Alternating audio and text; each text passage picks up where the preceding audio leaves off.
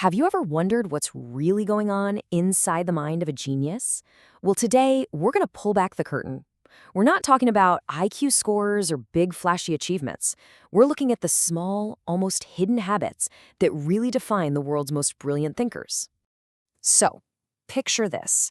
What does a genius look like to you? Is it the person who talks a mile a minute, always has a witty comeback? The one who just has that brilliant aura you can feel from across the room? Well, what if I told you that mental picture is probably way off? The research suggests that the most common stereotypes we have about genius, they're often the least accurate. And here's why. See, real intelligence isn't about having a library of facts stored in your head. It's a way of processing the world around you.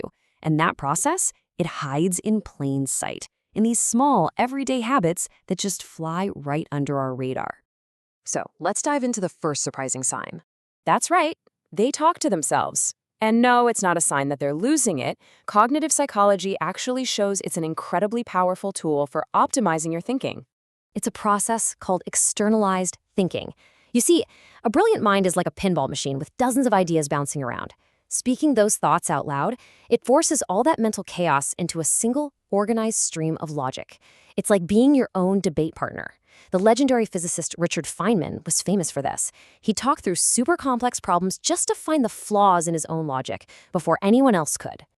Okay, next up, we have a habit that pretty much everyone tells us to avoid. Overthinking. We hear it all the time, right?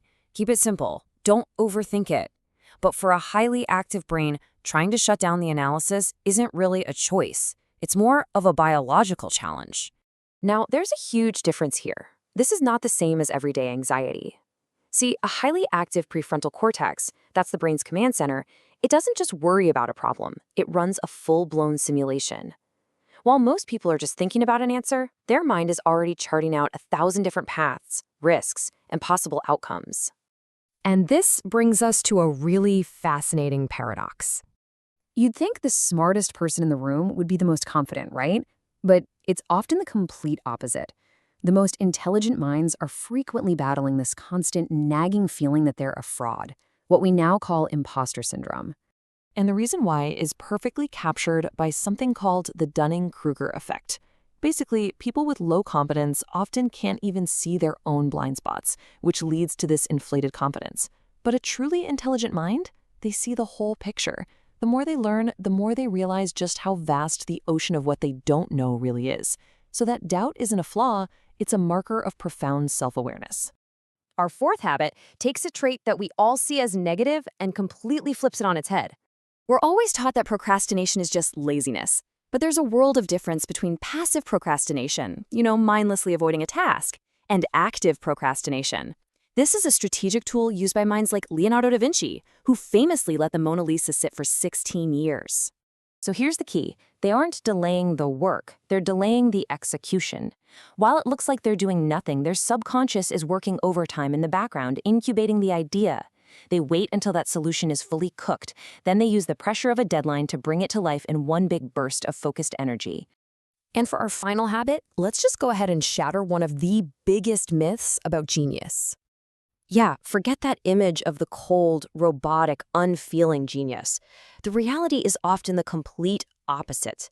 They don't just think more deeply, they feel more deeply too. This is explained by a really cool concept called overexcitabilities. The theory is that high intellectual potential is basically hardwired to a more sensitive nervous system. And what that means is their analytical depth actually amplifies their emotional response to everything. A piece of music, a work of art, a social injustice. It all hits them with so much more force. So we've looked at these 5 habits, but what's the engine driving them all? What's the one core trait that powers this entire way of being? Albert Einstein captured it perfectly.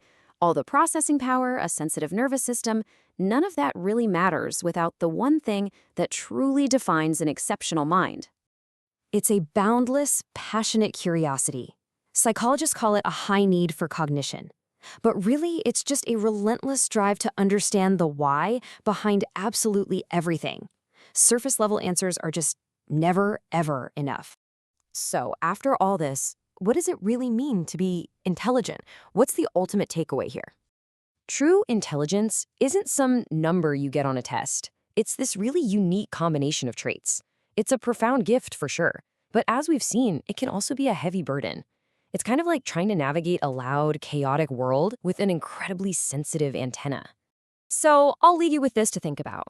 Which of these signs do you recognize in yourself, or maybe in someone you know? That quiet doubt, that relentless overthinking? It might not be a flaw.